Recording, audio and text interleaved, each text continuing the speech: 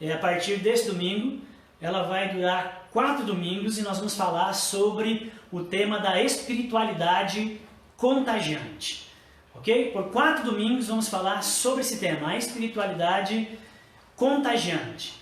Domingo que vem, hoje nós vamos falar sobre a vida virtuosa, dentro do tema da espiritualidade contagiante. No próximo domingo será sobre a fé operante, no outro será sobre a sólida esperança e no último, amor abnegado. Ok? Então, eu convido você para acompanhar essa mensagem de hoje, que é sobre vida virtuosa.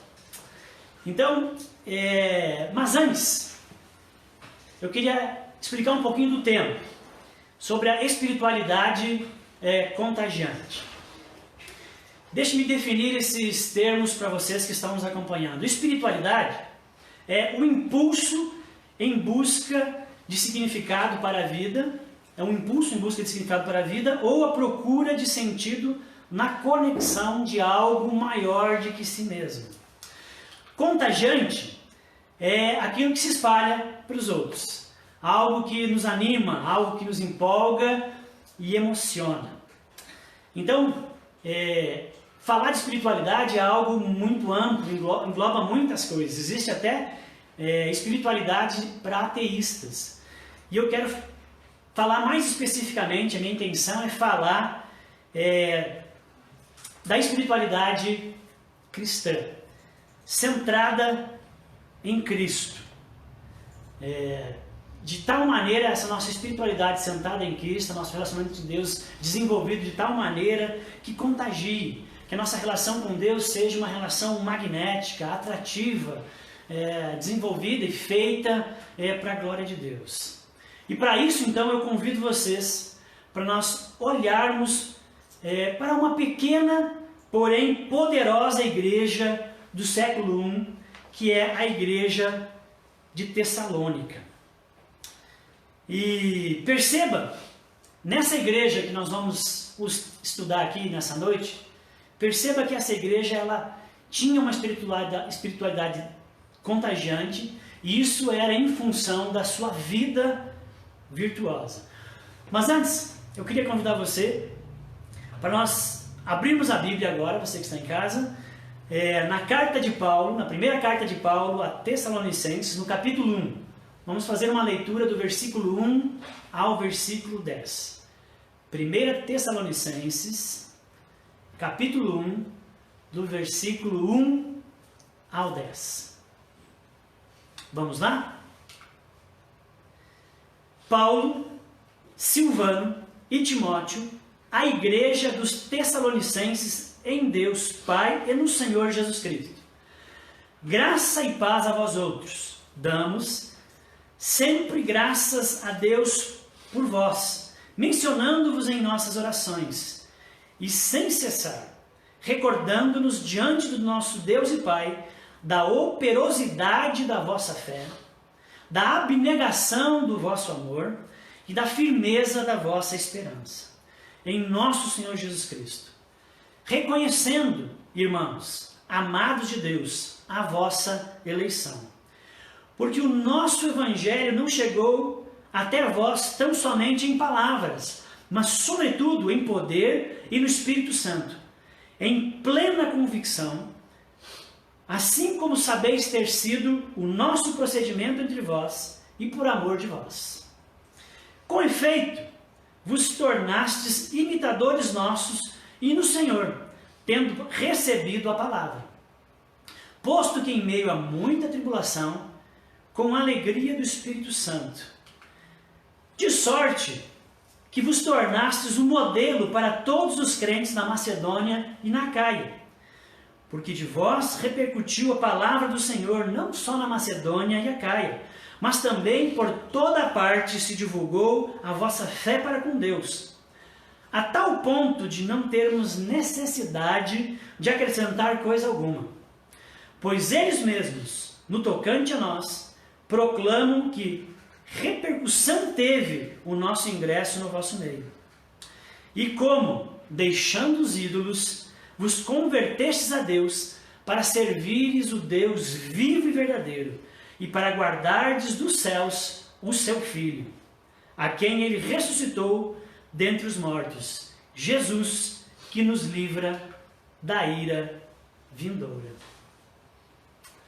Então, irmãos, nós vamos agora olhar um pouco para essa igreja, para a igreja de Tessalônica. E eu queria apresentar para vocês aqui, no nosso slide, uma foto do que é a igreja tessalônica na atualidade. Tessalônica é a segunda cidade em tamanho depois de Atenas.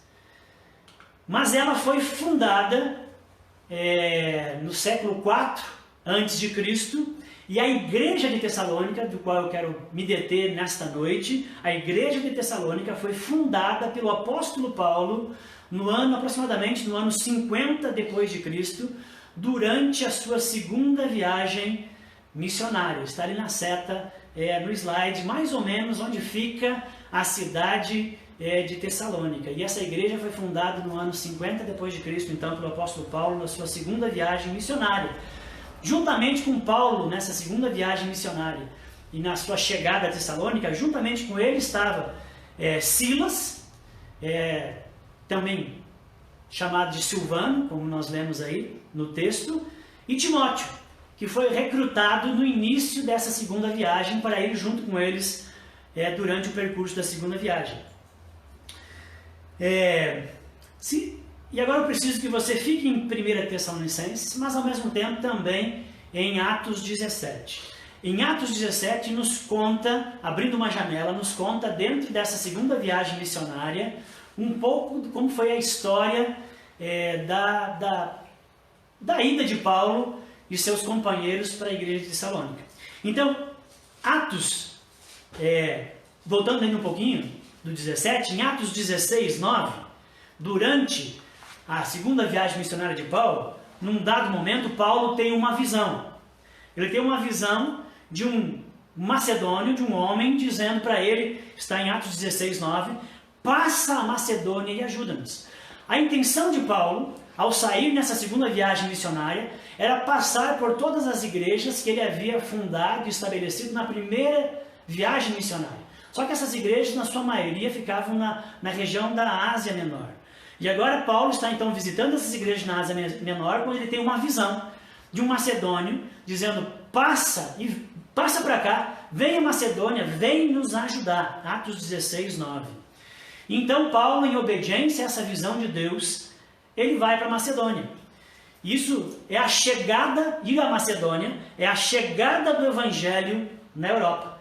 É quando a primeira vez o Evangelho chega em continente europeu. Então, primeiro, Paulo, junto com seus companheiros, vai à cidade de Filipos, onde ele está, isso está em Atos 16, onde ele prega o Evangelho, pessoas se convertem, Paulo e Silas são presos e açoitados, são libertos e no final expulsos da cidade para não permanecerem mais ali, em função do descontentamento, principalmente dos judeus daquela cidade, diante da conversão das pessoas. Então, Paulo e seus amigos saem de Filipos, passam por algumas cidades e chegam em Tessalônica.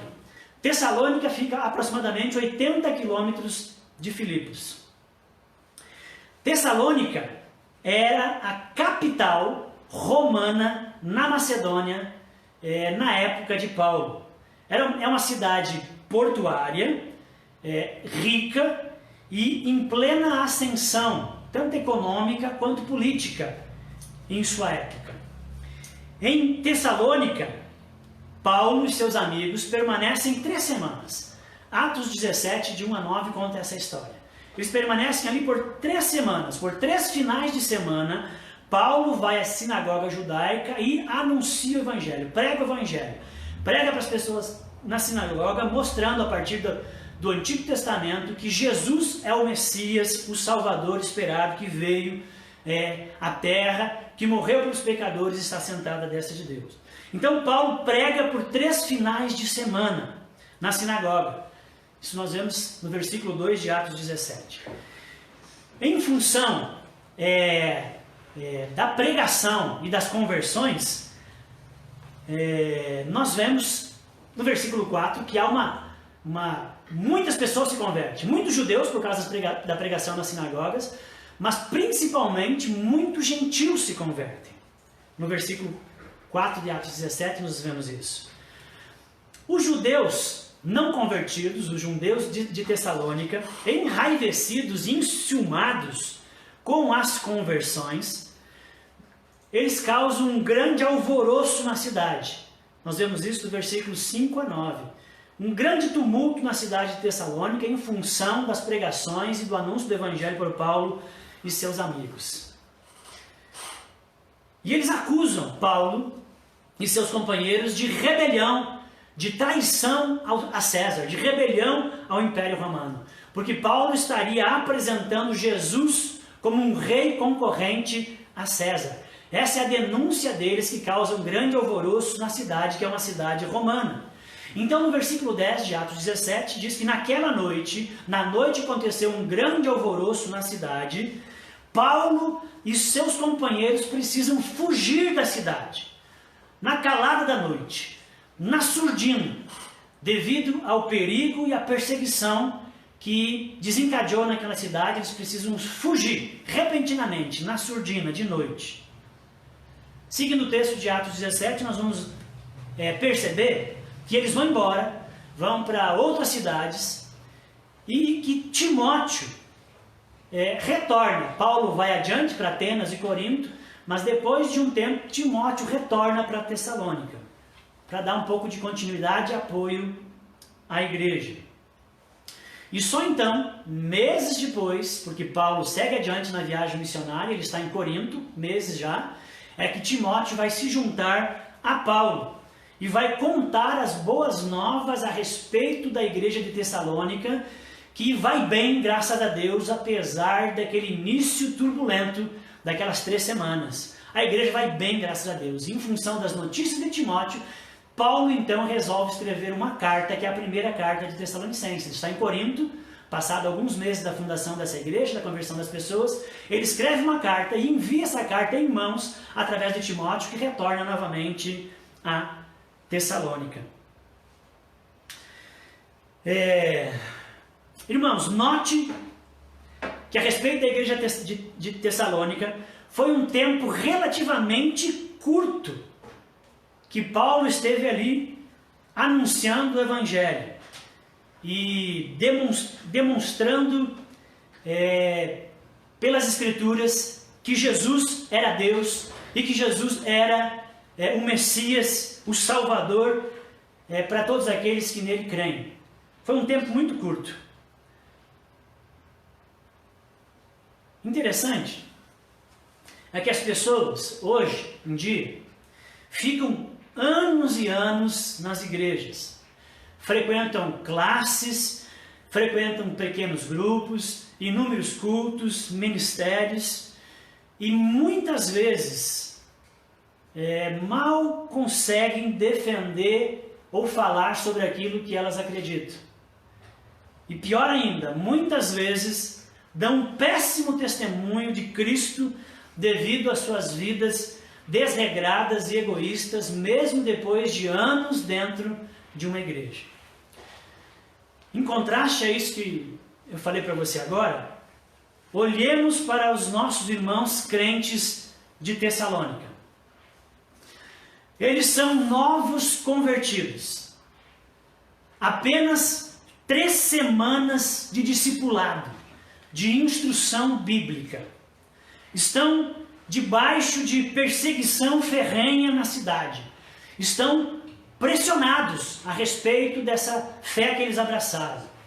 Seus pastores, seus mentores, seus guias espirituais saíram às pressas, sem se despedir, sem concluir os ensinamentos, conforme Atos 17, 10. Mas eles abraçaram a fé em Jesus, abraçaram o Evangelho de tal maneira que o exemplo da fé, da conversão e da alegria deles, mesmo em meio à perseguição, espalhou rápido por toda a Macedônia e a Acaia. É o que nós lemos em 1 Tessalonicenses, capítulo 1, versículo 7 do texto que nós lemos na abertura dessa mensagem. Uau, meus irmãos! Isso, sem dúvida, é uma espiritualidade contagiante. 3 semanas de ensino, de discipulado, sem as lideranças, mas a fé, o relacionamento com Deus, a vida com Deus demonstrada de maneira pública, se espalhou a notícia a respeito da espiritualidade deles por toda a Macedônia e a Acaia.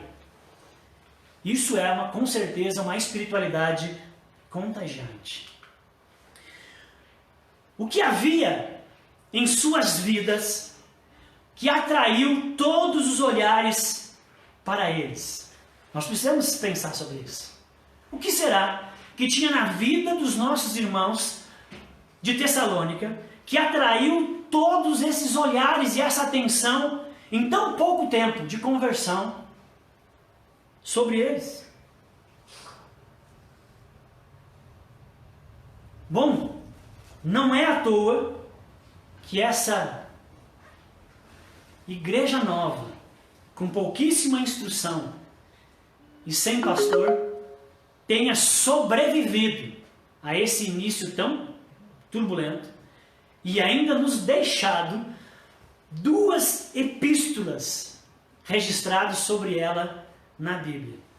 Certamente não foi à toa. Certamente eles apresentavam uma espiritualidade atrativa, uma espiritualidade empolgante, que contagiava aqueles que com eles estavam. O que tinha de especial na espiritualidade deles? Qual o diferencial dos crentes de Tessalônica?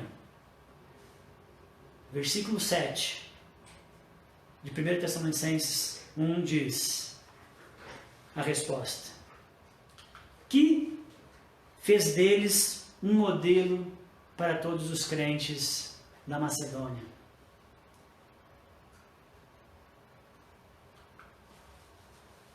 Diz o seguinte, versículo 7: que vos tornastes um modelo para todos os crentes da Macedônia e da Acaia. Esses irmãos, a maneira como eles abraçaram o Evangelho, a maneira como eles estavam vivendo a sua fé no dia a dia, no relacionamento de uns com os outros, no relacionamento em comunidade, no relacionamento com os gentios, com os não cristãos, eles viveram de tal maneira essa espiritualidade que eles se tornaram modelos para toda a Macedônia e a Acaia em tão pouco tempo. É isso que o versículo 7 nos diz. O que fez deles então, irmãos, modelo para todos os crentes foi a vida virtuosa, visível e gritante que os crentes tessalônicos viviam. O diferencial em suas vidas, diante de Deus, na comunidade, diante do mundo que observava, era uma vida virtuosa, visível, real, gritante. Olha só o que nos diz os versículos de 2 a 4 de 1 Tessalonicenses 1.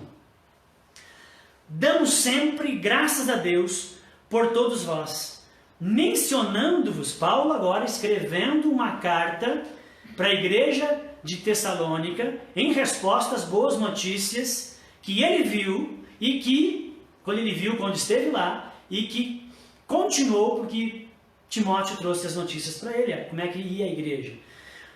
Damos sempre graças a Deus por vós, mencionando-vos em nossas orações, e sem cessar, recordando-nos diante de nosso Deus e Pai, da operosidade da vossa fé, da abnegação do vosso amor e da firmeza da vossa esperança, em nosso Senhor Jesus Cristo. Reconhecendo, irmãos, amados de Deus, a vossa eleição. Irmãos, amigos, a espiritualidade contagiante deles chegou aos ouvidos de todos os crentes da Macedônia. Em função dessa vida virtuosa que eles viviam, eles tornaram-se padrão dos fiéis. O texto fala-nos da operosidade da fé, a abnegação do amor e a firmeza da esperança.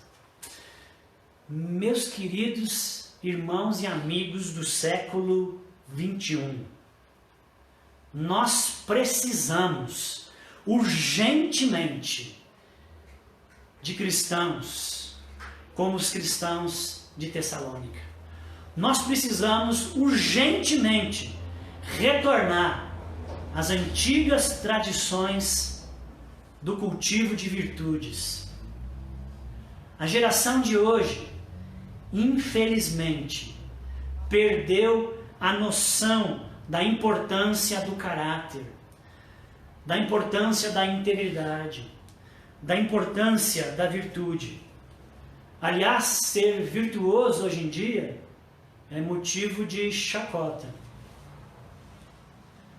Só o que nós vemos nos mais diferentes tipos de mídia e nas conversas, infelizmente também, só o que nós vemos são escândalos de corrupção e infidelidade nas famílias, na política, no setor empresarial e econômico e também na igreja. O que a gente mais vê são essas notícias ruins de corrupção e infidelidade por todo lado. O mundo está cheio de gente pragmática fazendo aquilo que dá certo, independente se é correto. Se dá certo, vamos fazer, pensando só em lucro e em se dar bem. Precisamos urgentemente de gente de caráter, de virtude em nossa sociedade. Precisamos de gente de caráter e virtude na família, na política, na igreja, na economia, nos setores empresariais. Por isso que no centro da espiritualidade está o desenvolvimento das virtudes. E isso é que faz dela algo contagiante. Irmãos, depois que você crê em Jesus, depois de que você é salvo, é convertido, depois que você se torna um cristão, depois disso, vem o desenvolvimento do caráter cristão na vida do discípulo. A próxima etapa, depois da salvação, é a etapa do desenvolvimento do caráter cristão na minha e na sua vida. Só que isso não é um acidente. Isso não acontece espontaneamente, como se fosse acontecer ao natural depois que nós somos salvos. Não, irmãos. É obra do Espírito Santo, sim, mas ao mesmo tempo exige empenho, dedicação e esforço pessoal. Ter uma vida virtuosa, desenvolver virtudes, crescer no seu caráter, é como aprender uma nova língua. É como aprender a tocar um instrumento musical. Precisa empenho, precisa dedicação. Queria chamar a atenção ainda para mais uma coisa. Caráter cristão, falar de virtude, falar de caráter cristão, não é apenas sobre seguir regras. Como se ter uma vida virtuosa fosse mero moralismo.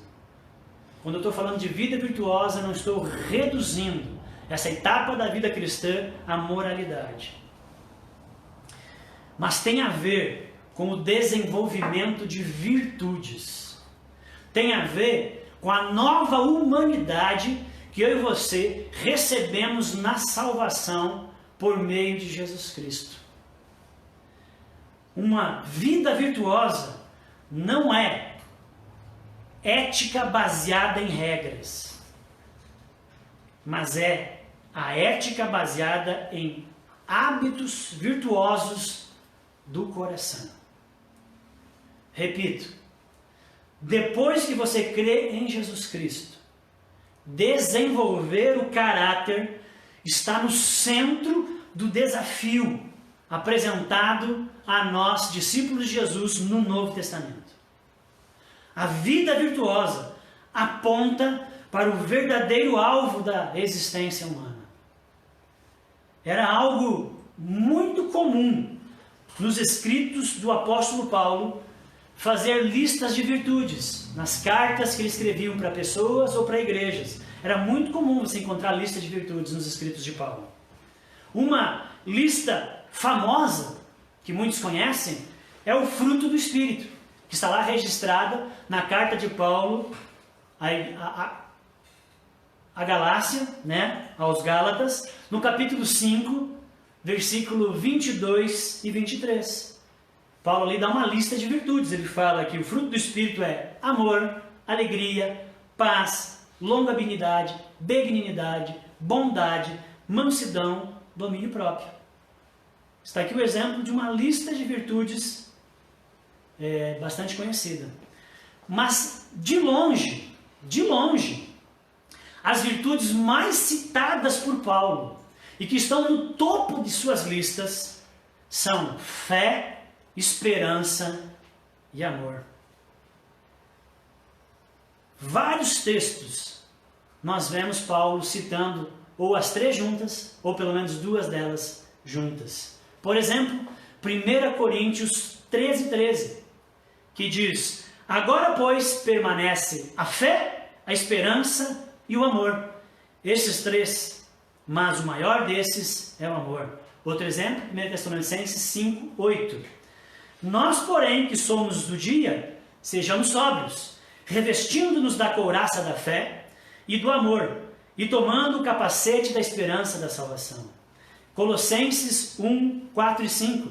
Desde que ouvimos da vossa fé em Cristo Jesus e do amor que tendes para com todos os santos, por causa da esperança que vos está preservada nos céus, da qual antes ouvistes pela palavra da verdade do Evangelho.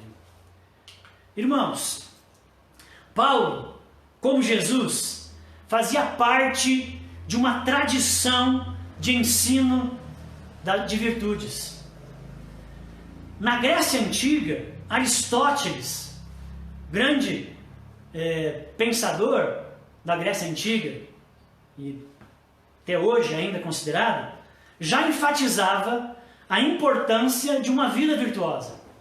Para Aristóteles, as virtudes máximas eram aquilo que era chamado, e nós chamamos de virtudes cardeais: prudência, temperança, justiça e fortaleza. Não são as únicas, não eram as únicas virtudes, mas para Aristóteles eram as principais, e todas as demais dependiam delas. Cardeais, do original, do latim, quer dizer dobradiça. Dobradiça que abre portas. Então essas quatro, segundo Aristóteles, essas quatro virtudes, prudência, temperança, justiça e fortaleza, elas abrem as portas para as demais virtudes. Segundo Aristóteles, quem desenvolve essas virtudes, ou quem desenvolvesse elas pelo hábito, pela prática constante, se tornaria um ser humano completo. Seria um homem pleno, feliz e frutífero, pela observação continuada dessas virtudes. O homem ideal, na cultura grega antiga, era o homem virtuoso. Dando um pulinho, porque isso é 3 séculos antes de Jesus, o Papa Gregório, o Grande, Papa Gregório Magno, no século VI, ele juntou as 4 virtudes de Aristóteles, as virtudes cardeais, com as 3 virtudes paulinas. E a partir daí, ele espalhou, ele sistematizou, organizou, e ele espalhou esse ensino e essa prática em toda a cristandade. E por todo local onde a igreja cristã estava, se ensinava sobre os 7 pecados capitais, que deveriam ser evitados por todos os cristãos, e a partir desses 7 pecados capitais, também se abria portas para demais pecados. E, junto com o ensino dos 7 pecados capitais, se ensinavam as 7 virtudes. Assim como os 7 pecados capitais era aquilo que um cristão deveria evitar, as 7 virtudes era aquilo que os cristãos deveriam cultivar, buscar, desenvolver. As virtudes foram classificadas, essas 7 virtudes, elas foram classificadas em cardeais, como eu já falei, então que é a prudência, temperança, justiça e fortaleza, e em teologais, que é a fé, esperança e amor. As cardeais, ou chamadas também de virtudes clássicas, ou também conhecidas como virtudes naturais, elas são virtudes que são naturais ao homem. Elas estão presentes na natureza, na nossa concepção. Nós, por assim dizer, nascemos com elas. Só que elas precisam ser desenvolvidas por meio da prática contínua, por meio do esforço e da repetição, para que nós venhamos a nos tornar virtuosos. Então elas estão presentes na natureza humana. A prudência, temperança, justiça e fortaleza. A prudência, só olhar para ver se eu estou certo. A prudência significa a sabedoria prática em pensar nos nossos atos e as suas consequências. É isso que se espera, que uma pessoa prudente, ela vai ser feliz e frutífera, quando ela tem a sabedoria de julgar os seus atos e as consequências dos seus atos. Então, prudência. A segunda, temperança. Temperança, domínio próprio, diz respeito à moderação e a não passar dos limites nos prazeres em geral. Temperança tem a ver com o equilíbrio na vida, onde você sabe desfrutar das coisas boas que existem na vida, mas você tem equilíbrio, você não exagera, você não passa dos limites. Temperança. Justiça inclui honestidade, reciprocidade, veracidade, imparcialidade, equidade, cumprimento da palavra e todas as coisas desse tipo. E último, fortaleza. Fortaleza, como virtude, ela envolve os 2 tipos de coragem. A fortaleza tem a ver com a coragem, envolve 2 tipos de coragem. A coragem que nos leva a enfrentar um período difícil, acho que comeu ali, né? Que nos leva a enfrentar os períodos difíceis, e a coragem que nos leva a suportar a dor.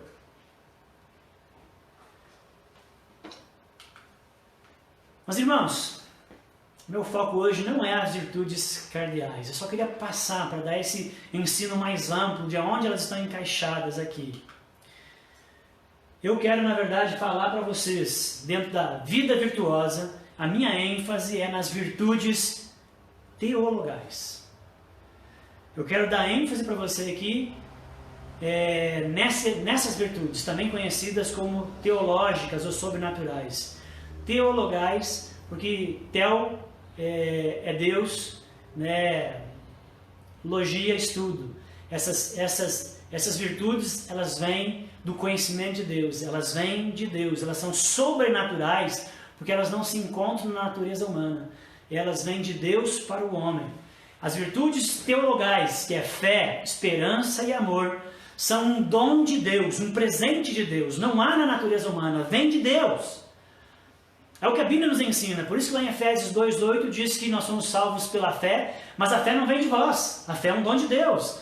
Romanos 15,3 diz que Deus é o Deus da esperança, vem de Deus a esperança. Romanos 5,5 diz que o amor não há em nós, não tem em nós, esse amor é derramado em nossos corações por Deus. 1 João 4,19 Diz que nós só amamos porque Ele nos amou primeiro. Então são virtudes que não há em nós, irmãos. Não tem como nós desenvolvê-las plenamente. Como nós sermos pessoas de fé, pessoas com esperança e amorosas, se não for mediante um relacionamento com Deus. A fé, segundo Paulo, no seu escrito para a primeira carta de Tessalonicenses, nessa sua subqualidade, a fé, ela precisa ser operosa. A fé, ela nos põe em movimento. Ela não nos deixa estático. A fé nos põe em movimento a Deus, nos religa a Deus, e a fé nos põe em movimento também ao nosso próximo. Ela nos impulsiona a agir e fazer. Por isso que a fé, ela é operosa. A esperança, nessa subqualidade, ou explicação de Paulo, é a firme esperança, a firmeza da esperança. Ou seja, a esperança em Paulo tem muito a ver com a ressurreição de Jesus, 1 Coríntios 15. É a segurança, a esperança é a segurança que nós temos a respeito de um futuro certo e garantido em Deus. A esperança de um futuro que invade o presente e o transforma. E o amor abnegado, que põe Deus e o próximo à frente de si mesmo. Então, irmãos, as virtudes teologais são virtudes diferentes das cardeais, que nós precisamos nós mesmos desenvolvê-las, e se não nos relacionarmos com Deus, você pode desenvolver elas sem Deus. Diferente delas, as virtudes teologais só florescem, só surgem, só emanam a partir de um relacionamento com Deus por meio de Jesus Cristo. Ela só floresce quando eu e você temos relacionamento, intimidade, quando nós buscamos a Deus. Desconectados de Deus, não é possível desenvolver fé, amor e esperança em nossas vidas. Elas não são naturais, elas são sobrenaturais. Elas são um resumo. Na teologia de Paulo, elas são um resumo daquilo que um cristão, um seguidor de Jesus, um salvo, precisa ser. Um cristão precisa ser cheio de fé. Um cristão precisa ser cheio de esperança. E um cristão precisa ser cheio de amor. A presença de fé, esperança e amor nas nossas vidas atestam que o cristianismo que nós vivemos é genuíno, é verdadeiro. Irmãos, se há falta de fé, se não há fé, se há desespero, se há desamor, é sinal que o cristianismo que você vive é fake, não é verdade. É sinal que a sua espiritualidade não é saudável, é ruim. Fé, esperança e amor atestam que o nosso cristianismo é genuíno. Olha o versículo 9. Os irmãos de Tessalônica, todo mundo viu as virtudes nas suas vidas e como eles abandonaram os ídolos e abraçaram o Deus verdadeiro. Versículo 9. Fé, esperança e amor são sinais de que a sua caminhada junto com Jesus, que o seu discipulado está indo bem. Se tem fé, se tem esperança, se tem amor, na boa e na ruim, em todos os momentos, se essas virtudes estão presentes na sua vida, é um sinal de que a maneira como você tem andado com Jesus está bem. Seu discipulado vai bem. O versículo 4 ainda, Paulo ainda vai mais longe no versículo 4.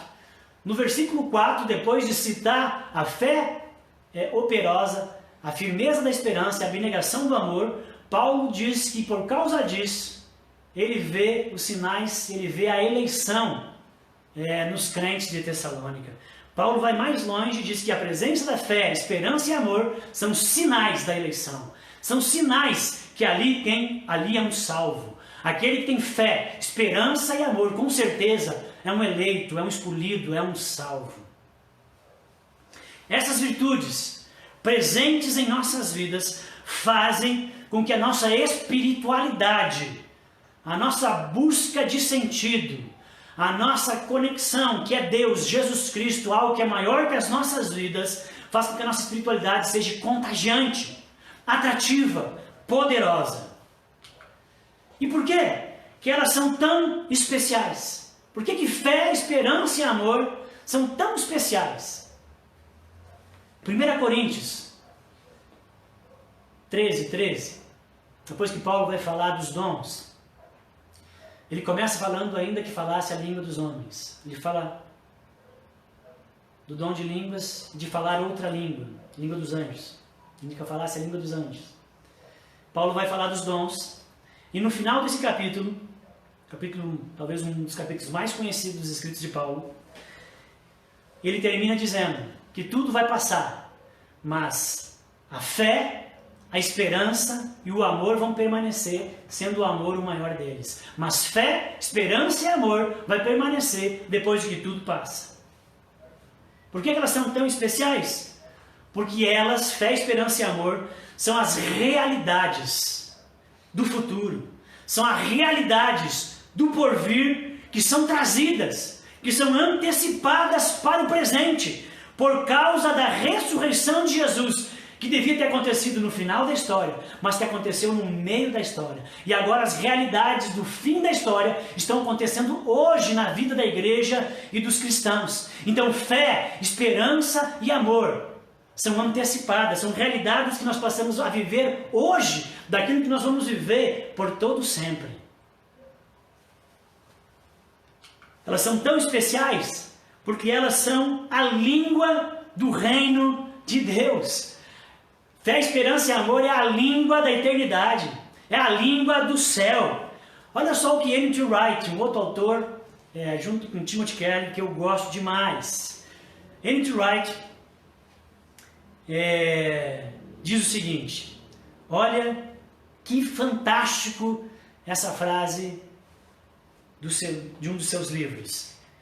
Fé, esperança e amor é a língua falada no mundo de Deus, e fomos convocados para aprender elas antes do dia em que o mundo de Deus e o nosso se unirem para sempre.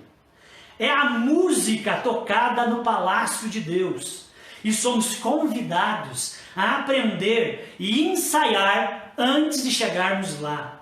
Fé, esperança e amor não é um dever, é nosso destino.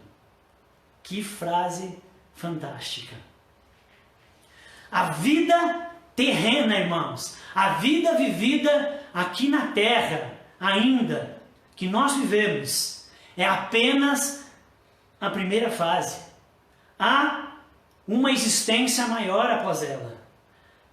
A vida virtuosa é a vida que teremos no futuro, mas que passamos a viver agora, porque o futuro foi antecipado por causa da morte e ressurreição de Jesus. São os poderes da ressurreição, fé, esperança e amor, que nós experimentamos hoje. E por isso é contagiante, empolgante.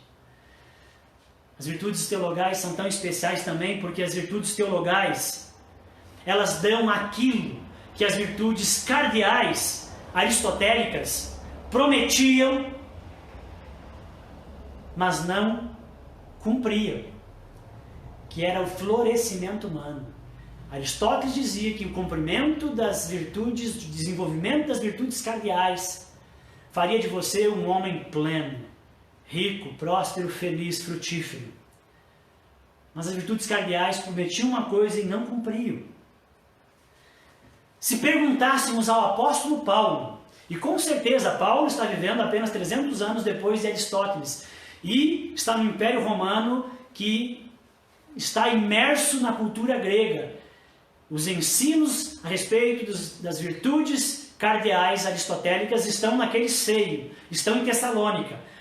Se perguntássemos ao apóstolo Paulo o que ele pensava do ideal das virtudes aristotélicas, com certeza ele nos diria: olha, elas são boas até certo ponto, mas elas não podem nos dar o que prometem, porque falta a elas as virtudes teologais.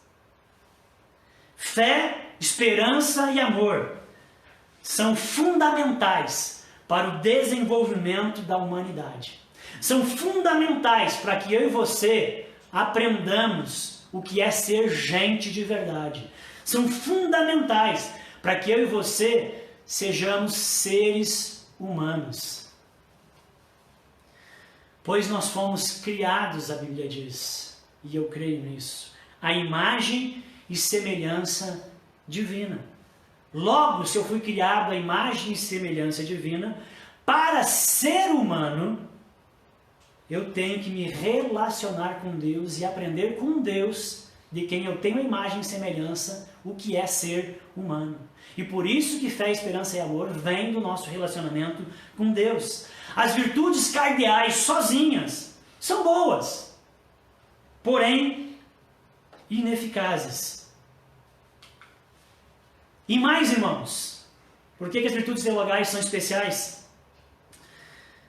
Porque elas impedem que as virtudes cardeais, que são boas, se tornem em vícios, ou em vícios nobres, como dizia Santo Agostinho. Por exemplo, a temperança, o equilíbrio, sem esperança, pode terminar em tédio, em cinismo, em acidez, tornar-se uma pessoa tóxica. A coragem, a coragem ou fortaleza, sem amor, pode virar opressão, tirania, barbárie. Então, as virtudes teologais impedem que as virtudes cardeais virem vícios nobres. Irmãos, essa é a introdução a essa série que vai ter mais 3 domingos e que eu convido você para estar conosco. O objetivo hoje era falar sobre esse chamado de Deus para a vida virtuosa, que não acontece ao acaso, exige empenho e dedicação, com foco nas virtudes teologais, fé, esperança e amor. Nos próximos domingos nós vamos falar sobre a fé num domingo, na outra sobre a esperança e na outra sobre o amor. Fechando a série sobre a espiritualidade contagiante e essa vida virtuosa a partir disso. Mas, ao concluir essa mensagem, eu quero fazer um fechamento aqui. Ao concluir, eu quero que você lembre que no centro da vida cristã, depois da salvação, vem a busca por uma vida virtuosa. Vem pelo que Paulo chama de viver de modo digno do Evangelho, Filipenses 1:27. Primeiro lugar. Segunda coisa que eu quero deixar para você ao concluir. Essa vida virtuosa não acontece por acaso, mas é fruto de esforço, de luta e de empenho. Terceiro, o desenvolvimento da fé, esperança e amor é o que nos faz florescer como seres humanos. É aquilo que nos faz crescer em direção ao nosso chamado eterno, a vocação eterna de todos os homens, que é de nós sermos semelhantes a Jesus. Conforme diz Efésios, capítulo 4, versículo 13, Jesus é o varão perfeito. E a busca pela vida virtuosa é crescer nessas virtudes para nos tornarmos mais parecidos com o varão perfeito, pleno. Quarto lugar, o esforço pessoal para ter uma vida virtuosa. Presta atenção nisso aqui, porque não é reduzir a mera moralidade. O esforço pessoal para se ter uma vida virtuosa não é alheio à graça divina. Não é que nós começamos a ser justificados e salvos pela graça, por meio da fé, e depois então nós precisamos completar a obra por esforço próprio. Não, irmãos. Todo o processo é obra do Espírito, é obra de Deus e é por meio da graça do Senhor que nos capacita a vivermos em santidade, desenvolvermos a santidade em temor e tremor. As pessoas... Último, quinta coisa que eu quero deixar para você. A vida virtuosa não é um fim em si mesma. Ela precisa redundar em louvor e glória de nosso Deus e gerar plausibilidade para a tarefa evangelística. O propósito da vida virtuosa é adoração e missão. As pessoas verão as nossas vidas e dirão: o que eles têm que nós não temos? Veja a vida deles, é muito boa, é esperançosa, apesar das dificuldades. E último, não esqueça, o alvo, o telos, é sermos parecidos com Jesus, o homem perfeito.